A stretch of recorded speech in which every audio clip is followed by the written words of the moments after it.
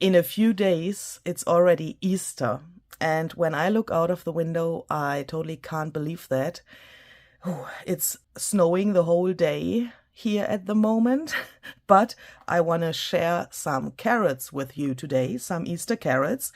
I have posted these little ephemeras that I've created already on Instagram. Perhaps you have seen them there. And I got some questions how I made these, so I want to share that with you today. And I also want to show you how you can vary these little ephemera pieces a little bit. I have made them as ephemera for my junk journals, but you can also use those and put them on a card base and make a cute little Easter card out of those. And in my opinion, carrots are not only always Easter, yeah, so perhaps you can also find other reasons to use a carrot on a junk journal page or a card, for example. I think there are also many funny things about carrots where you could include those. And I also want to share a little variation of these today. So I thought this is a cool base, but perhaps we can jazz those up a little bit more. And I want to share that with you as well today. These carrots were inspired by the last Tim Holtz live video that he shared on his YouTube channel a few days ago. And I was totally fascinated about what was going on in his brain, because these carrots are made with a stamp set. If I turn this around, then you can probably see it on the first glance if you have the stamp set or know the stamp set, because it's this one here. The Bottle Brush Trees CMS 455, a relatively new set by Tim Holtz and Stampers Anonymous. And as you can see, those are trees, obviously. These trees were inspired by these trees, yeah. So in ideology, there are those trees available as real trees, the bottle brush trees in different sizes and so on. And the stamp set was inspired by those trees. And Tim has turned such a tree, such a, real tree, not the stamp, into a carrot. Perhaps you have seen that. Really, really cute and really cool if you love carrots on Easter. And then he said,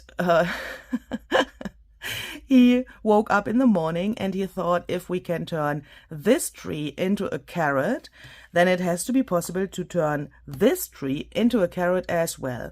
And for me, that was really, really cool to hear what he was thinking and and how he came to that idea. So if I have the carrot like this, it's a carrot, but when I turn it around, you can see it's made with those stamps. And now you could perhaps think, oh my goodness, I don't have this stamp set. Please don't freak your freak. I think there are many possibilities how you could imitate something like this that looks similar and has this carrot shape without having this stamp set. You could perhaps take a sponge, for example, or a similar material and cut yourself such a shape. So this is only this part of the tree, without this and without this. When you try to imitate that, then you have to use probably something that has a really massive texture so that you get this like little bit grungy look.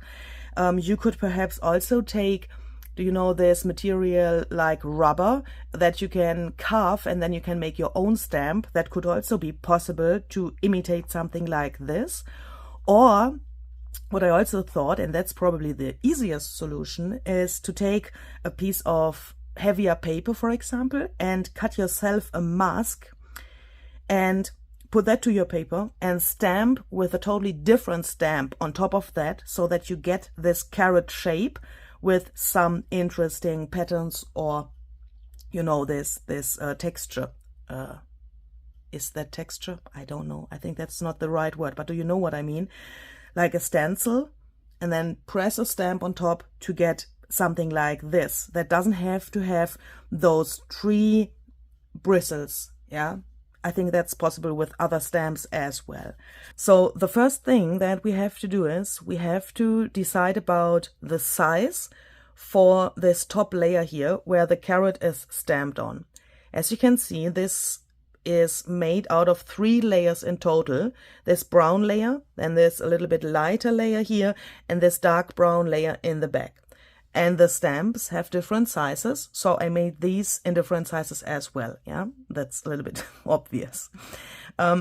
And for this top layer here, I have used some watercolor, oh, excuse me, please, some watercolor paper. And the first thing that I'm going to do is I'm going to take my paper and I'm going to take one of the stamps that I want to use and I place it onto the paper without any ink or something like that, just to see how the proportion of this first layer has to be. So I want a little bit of space on the right and on the left of the carrot later.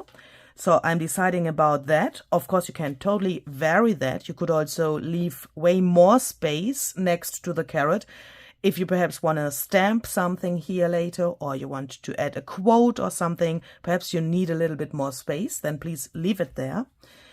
I want to have this relatively close to the edge because I liked it on the other pieces that I've already made. So I'm doing it like this. And I'm making a little mark here so that I know where I have to cut, so that I have approximately the same space on the left and the right of the carrot. I'm leaving a little bit here on the top and here on the bottom I also want to have a little space. So I make a mark here and now I'm cutting my paper down. So when we have that, we can color these pieces. I want to use some Distress Oxide ink. In this case, I'm using Gathered Twigs and this little brush here.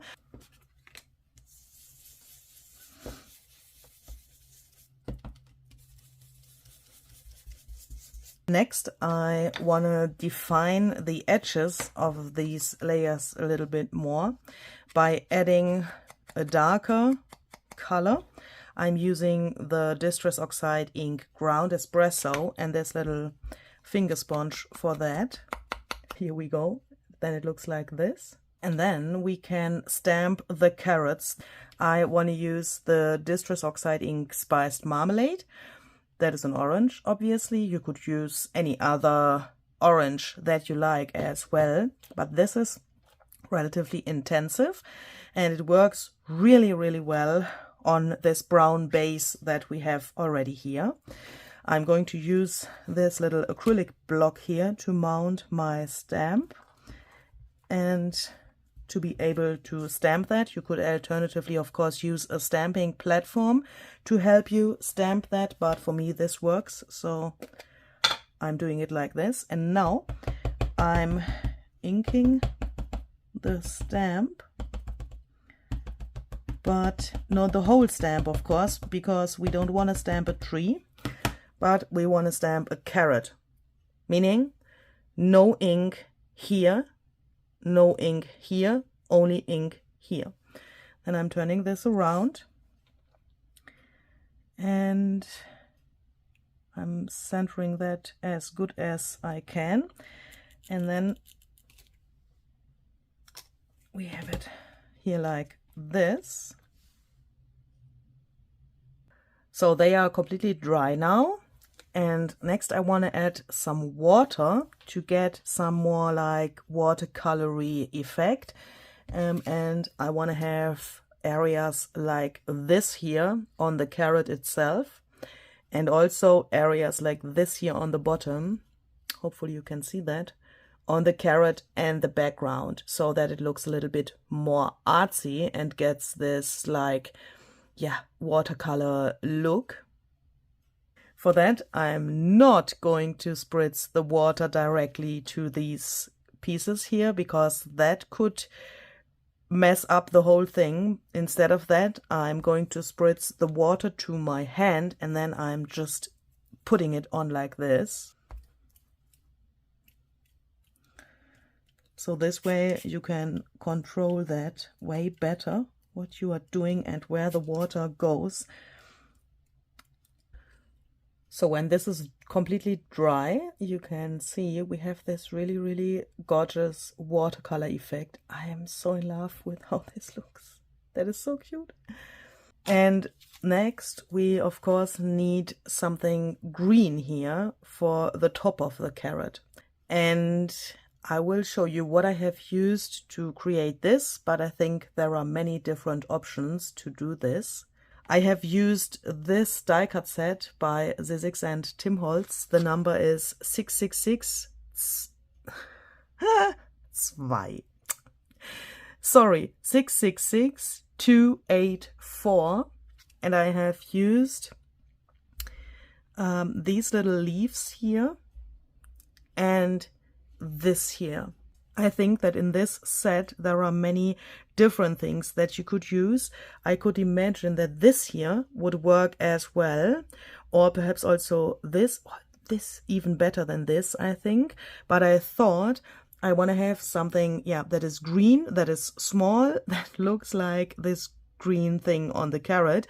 But you could also, of course, use anything else that you have that is green and that looks like this thing on the carrot on the top. Do you know what I mean? You could also cut some leaves out of a book, for example.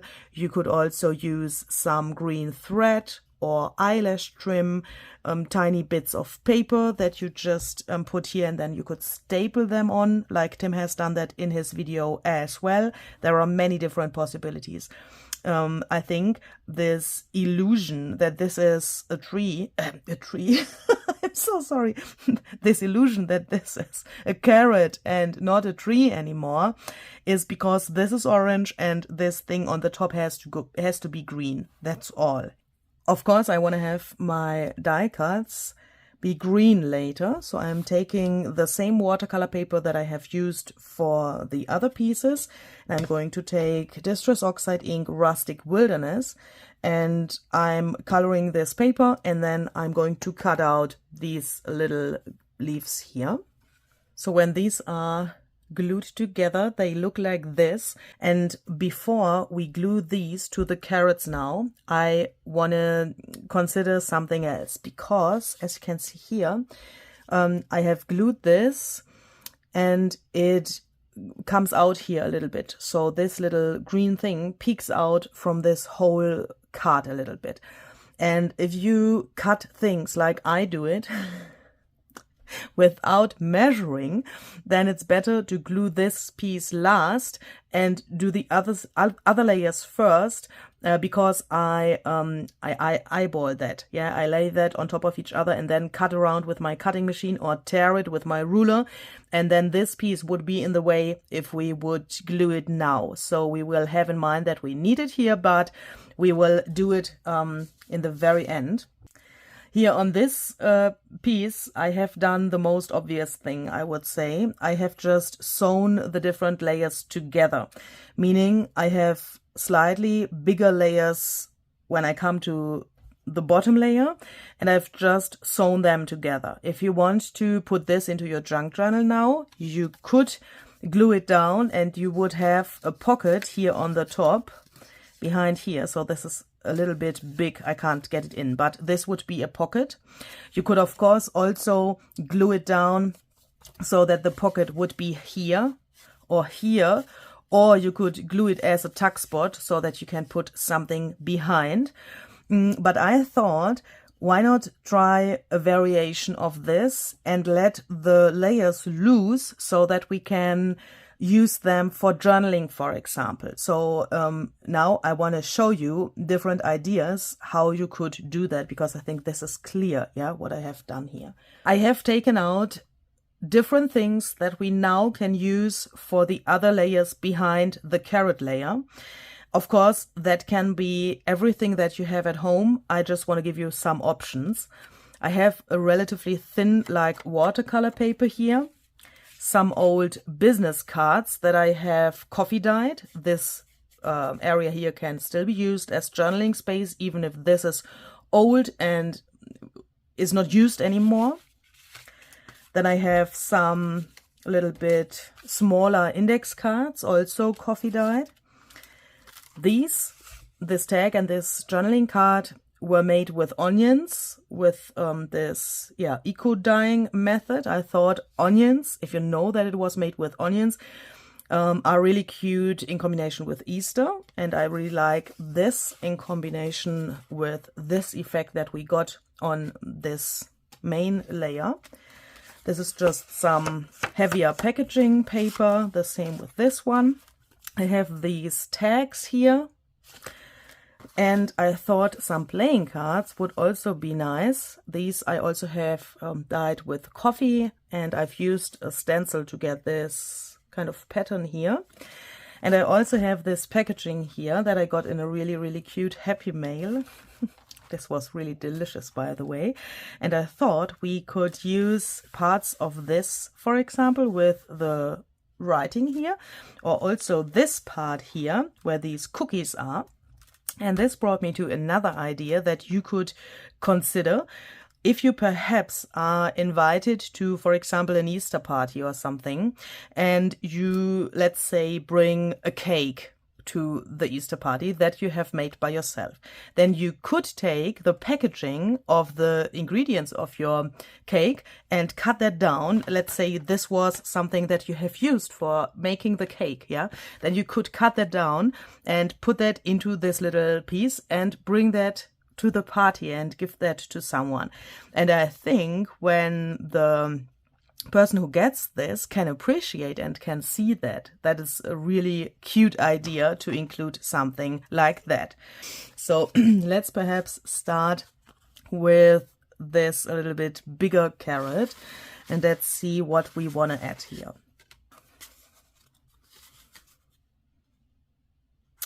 I think I like it, but it's a little bit too boring for me. So I really miss the sewing here. On the other piece, the sewing gives a really cool effect, I would say. Also a really nice contrast with the black thread. And I'm just thinking, this is too paperish. Is that a word? I think I want to add some lace here. And I've just decided that I want to add some sewing here and here as well to make that a little bit more like a frame.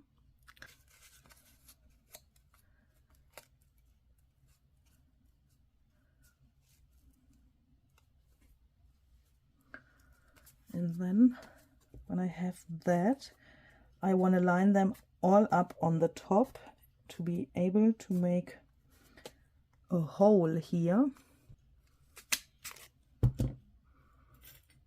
And I want to add this little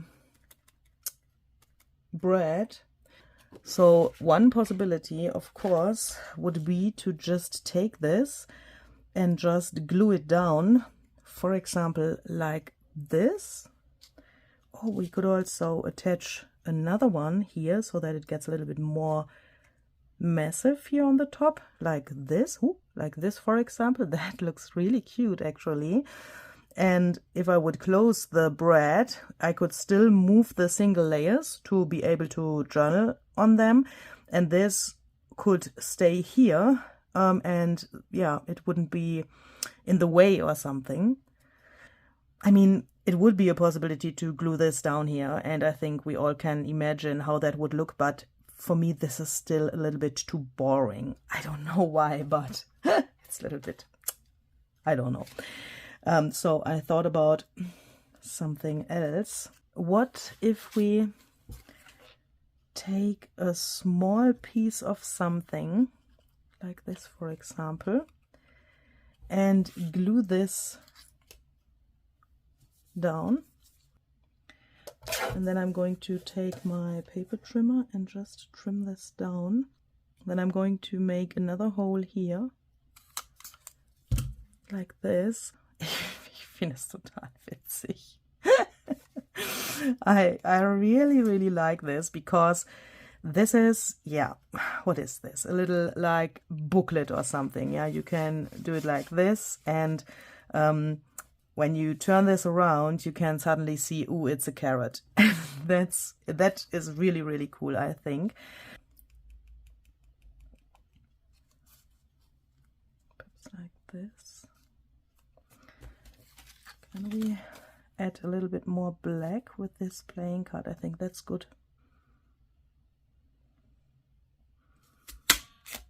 Put this here.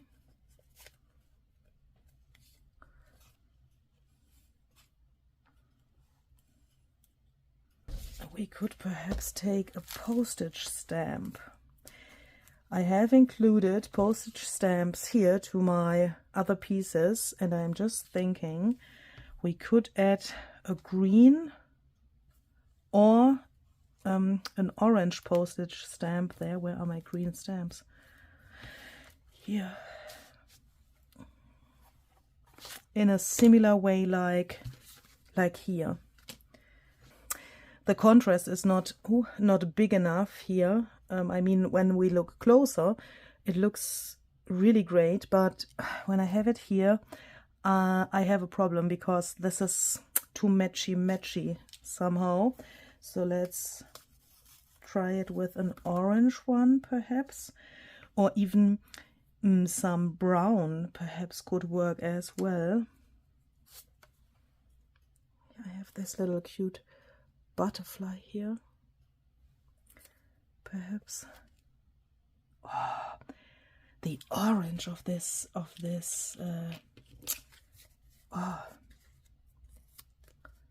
look, this is nearly the same orange. That matches really well, but of course I can't put this on top here because then it would be totally covered up. I don't want that. And I'm just realizing that this is not a butterfly, but it's a moth. I'm sorry.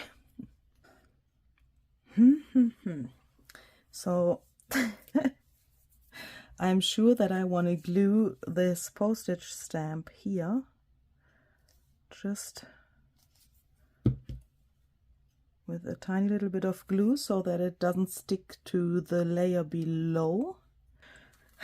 And now I'm thinking about adding something round here on the top, because this carrot is way smaller than the one that we've just done, and I also want to try to vary the shape of this thing here a little bit.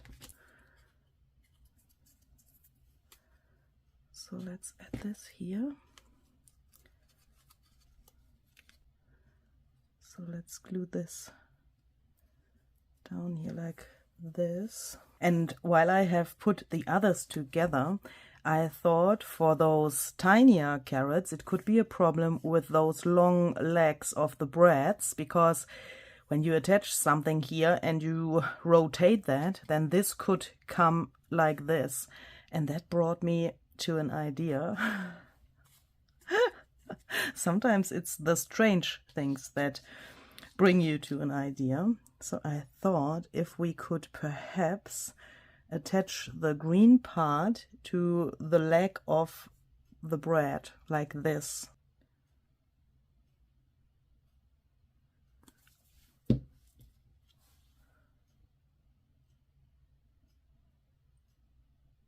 Then it looks like this, and I'm going to let this dry completely before I touch it again.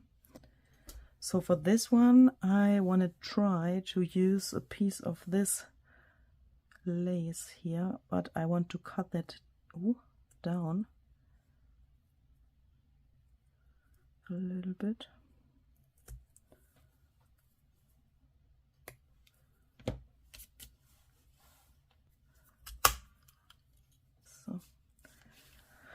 Okay, so now this looks weird. I mean, the bread is now in the center of this flower. I really like that, but this straight edge here from my cut is not so nice. But I thought we can take this, for example, and just glue it like this so that this is hidden.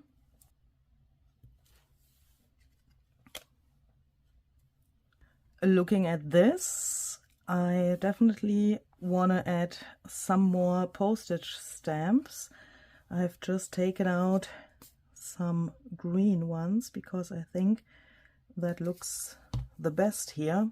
Orange would be of course also really great, but I want to stay with this green here for some reason. I can't really explain that, but perhaps it's because this way, when you take green postage stamps, the carrot itself comes out way better. But of course, please use what you like and what you have. And if you don't have postage stamps, please don't freak your freak. You could of course also use some paper scraps. That would look really nice as well, I think. Just cut yourself some rectangles, or you could also use more irregular shapes. Doesn't have to be a rectangle like a postage stamp is, but I think with the shape of the layers that we have used here, rectangles make sense for those little accents, but you do you. Okay, so I really like this, but I want to give this a little like finishing touch by adding some stamps that I want to emboss with gold. And for that I'm taking some stamps from the Field Notes stamp set from Tim Holtz and Stampers Anonymous. The number is CMS 396. I'm using Distress Embossing ink by Ranger and the golden embossing powder also by Ranger. But as I said before, please use what you have.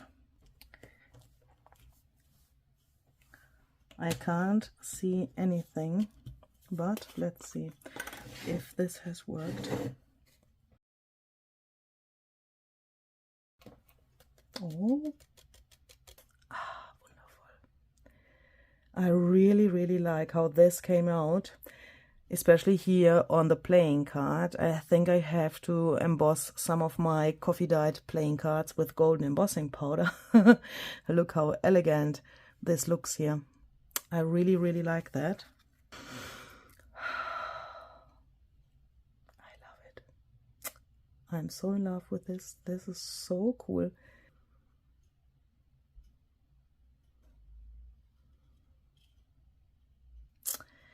I would say this worked, and I'm totally happy with how this comes out on the different layers. I mean, if you now would take this and do it like so, do you see how interesting this looks? That's so cool. It's like a puzzle. Last but not least, I want to add some tiny splatters on those that I've made the other day. I've used green, as you can see here. This was just some of the Rustic Wilderness oxide ink that I've also used for the green parts here on the top. I really like that, but I want to try something different. So for those, I want to use the Gathered Twigs oxide ink again. I will water that down and then just splatter over some areas here.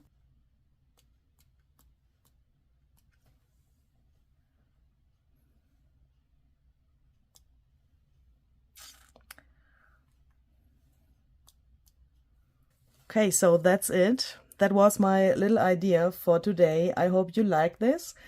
If you have any questions, please, as always, feel free to use the comment section below this video to ask what you want to know or what's unclear perhaps. I will do my best to answer your questions as soon as possible. I wish you a very happy Easter, and I hope we will see the next time with another idea. Be creative and have a great... Ooh! Oh no! Be creative and have a great day. See you!